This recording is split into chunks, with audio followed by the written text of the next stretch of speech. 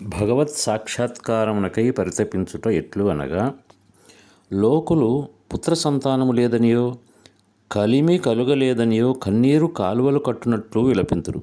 కానీ ఆహా, భగవద్దర్శనం కాలేదని విలపించువారెవరు?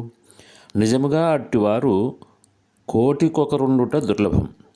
భగవంతుని వెతుకుచూ ఎవడు పరితపించునో విలపించునో నిశ్చయముగా అటువంటి వాడు భగవంతుని కాంచును. శ్రీకృష్ణ పరమాత్మ భగవద్గీతలో 7వ అధ్యాయం 3వ శ్లోకంలో ఈ విధంగా చెప్పారు.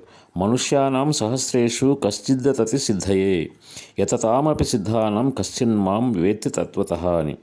వేల కొలది జనులలో ఆత్మసిద్ధి కొరకు ఒకానొకడు ప్రయత్నము చేయుచున్నాడు. అట్టి యత్నము చేయుచున్న వారిలో ఒకానొకడు నన్ను తత్వతః తెలుసుకునుచున్నాడు అని శ్రీకృష్ణ పరమాత్మ భగవద్గీతలో తెలియచేశారు. ధన్యవాదములు.